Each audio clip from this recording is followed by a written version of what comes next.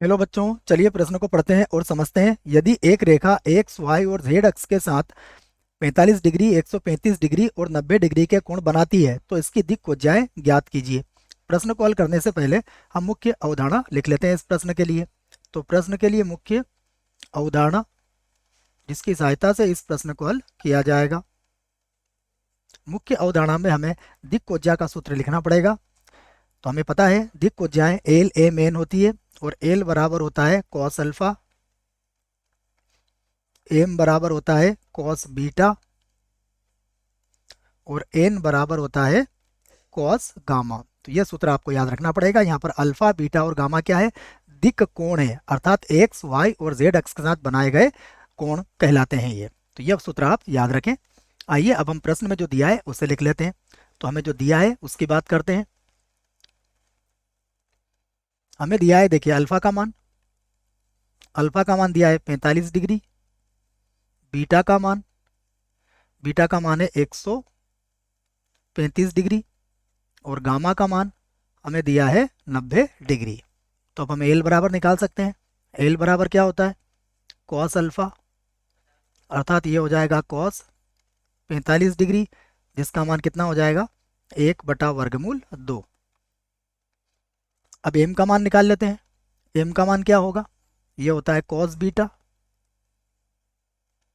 बराबर ये होगा कॉस 135 डिग्री। 135 डिग्री को हल करने के लिए हम इसे क्या लिख सकते हैं?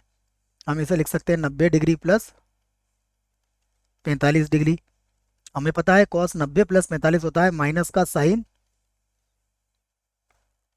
45 डिग्री हो जाएगा। तो ये हो जाएगा माइनस का 1/वर्गमूल 2 के बराबर। सूत्र में लिख देता हूँ। सूत्र मैंने कौन सा लगाया है? हमें पता है कॉस 90 डिग्री प्लस थीटा बराबर माइनस का साइन थीटा होता है। इस सूत्र को आप याद रखें। अब हम एन का मान निकाल लेते हैं। तो यहाँ पर लिखूंगा मैं एल एम एन। एन को यहाँ लिख देते हैं बच्चों। ये होगा कॉस और गामा। तो कॉस गामा अर्थात हमें दिया हुआ है कॉस, गामा का मान कितना है? देखिए ये है 90 डिग्री।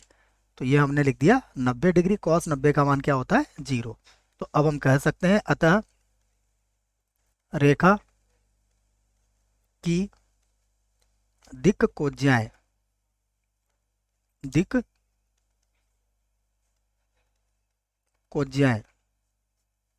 क्या हो जाएंगी? क्या क्या आई है? 1/√2 कॉमा माइनस का 1/√2 और कॉमा हो गया 0। यही हमारे प्रश्न का उत्तर होगा। आशा करता हूँ आपको इस प्रश्न का उत्तर समझ में आया होगा। धन्यवाद।